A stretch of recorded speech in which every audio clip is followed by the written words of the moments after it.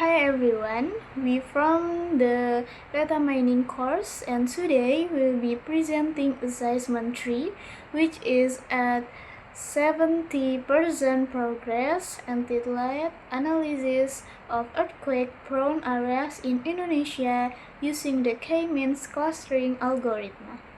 In this presentation, we'll explain how the K-means clustering algorithm can be used to analyze and classify earthquake-prone areas in Indonesia based on collect and process earthquake data. Through this analysis, we hope to provide a clear understanding of earthquake rise patterns in Indonesia and demonstrate the application of data mining techniques to solving real-world problems. Before continue the presentation, I will introduce our group which consists of 4 people, namely me, Rizky Karoma, and my friend Alja Ramadhani, and Intan Nuraini, and the last Diana Amelia. Next slide. The data analysis process focus on data, normalize the application of the K-means clustering algorithm, and the creation of graphic visualization of the clustering result. Normalization is performed to ensure that each feature has a balanced scale allowing the clustering process to run optimally and produce more accurate graph.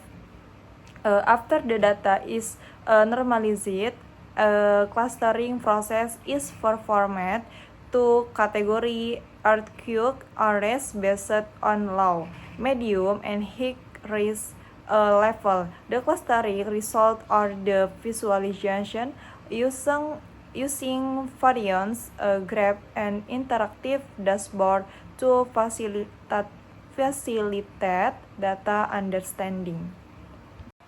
Data normalization explain. The data normalization step involves adjusting the data scale so that all factors have balanced value and are ready for use in the K-means clustering process.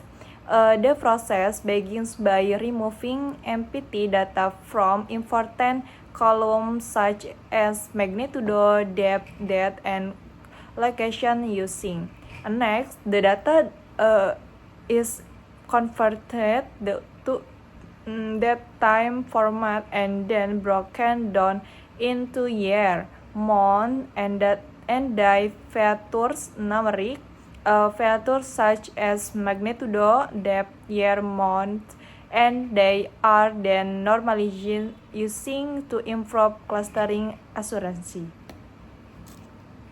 Furthermore, the location data is converted to numeric from using all factors are then combined to product normalization data ready for use in the clustering process. Next slide. Explanation of the elbow method.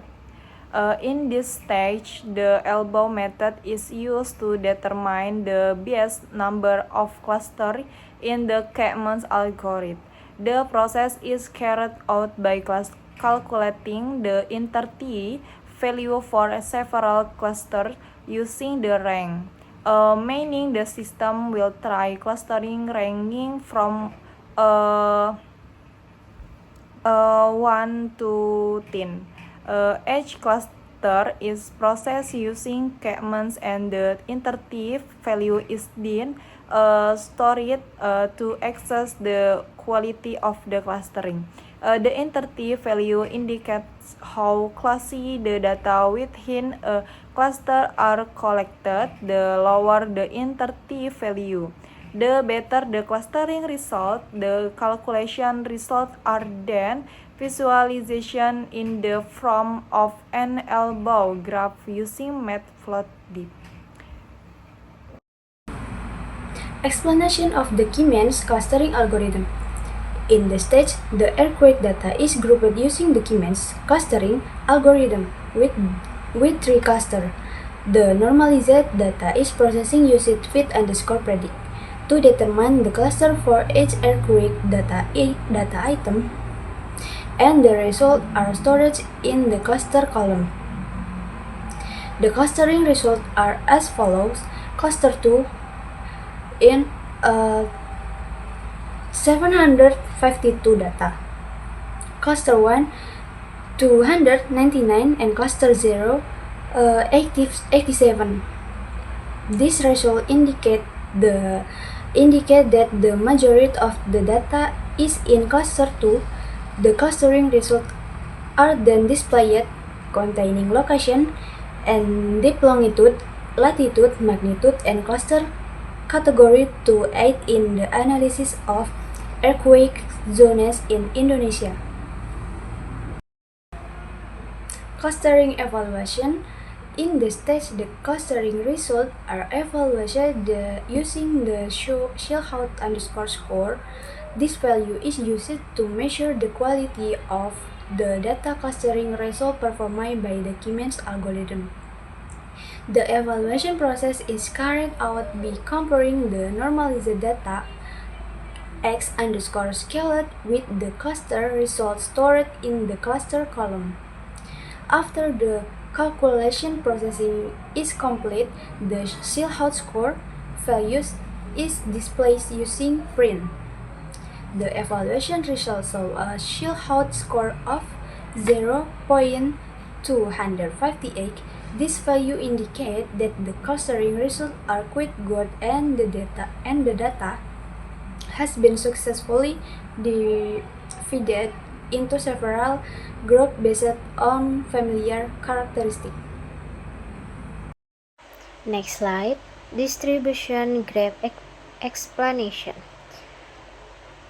In this stage, a bar graph visualization was created using Conplot from the CBAR library to display the data volume. The graph was created with fixed size 8.5 for clarity and ease of reading. The color of each bar differentiated is cluster. The graph display tier bar.